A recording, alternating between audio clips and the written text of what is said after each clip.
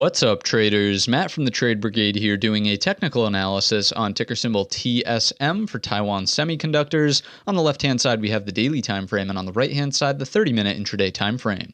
First things first, this will, of course, be an update. You can see some of our older levels here, but primarily, the thing to discuss today is the fact that they will be giving us an earnings announcement before the bell on tomorrow's session. So we don't have the number yet, and the purpose of today's video is just to identify some really key levels that we want to be aware of based on either direction potentially and some sort of gap. So as we mentioned, we've been consolidating in this range for nearly a year. It's old news. We did break up and out of it. We actually had a break and retest. Let me zoom in and illustrate that. So here, there's your break, retest, it held, and now we're right back up at the high. So that to me is immediately a little bit more of a bullish indication, the fact that this prior resistance for nearly a year is now holding up as support. Again, that checks out as being more bullish than bearish. The other more bullish than bearish thing that we can discuss is the fact that we had a gap up this morning. The sellers did not take advantage of the gap and trap scenario, and clearly we drifted higher. So to me, the buyers are kind of firmly in control as of right now inside of TSM. Now, it doesn't mean we can't gap down or there can't be a bearish sort of play available based on earnings,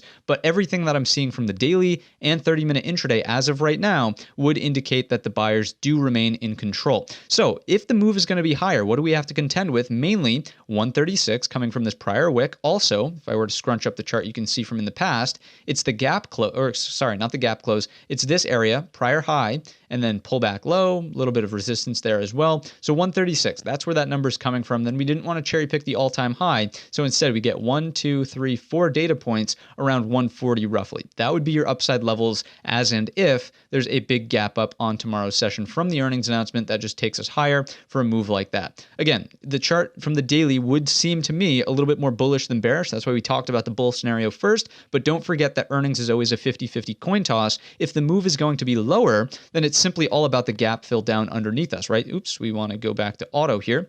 There we go. And the reason I say that is because, it's remained unfilled so far. If we open inside of range and we're putting in lower highs, your target is just going to be right around there, right? So we're going to go ahead and throw that on the chart, 129.50s. That's the first target to the downside if we don't gap underneath it. If we do gap underneath it, I would start watching for a fade to move higher initially because, one, it looks like the buyers are in control from the daily, so I would imagine they step back up on a gap down. They look to fill that gap not only from here to here, but also from here to here, right? So this level will also act as a pivot. If we're above it, then fine, any sort of bearish pattern could set up the filling of that gap underneath us here. But if we gap below it itself, that's where I would start watching for the fade higher, noting again all of the bullish nuances, that we pointed out from the daily and 30-minute intraday time frame. That's really going to wrap up the video here. Again, we're only going to know what the number is once the number comes out. There's no chance in speculating as of right now. The market's closed, of course, too. So you're positioned how you're positioned, but this is how I would start to react and think about this for tomorrow's session. If you enjoyed the video today or learned anything new, let me know in the comments section or by giving the video a thumbs up. Don't forget our main channel is linked in the description. And all of that being said, I wish you a green trading week.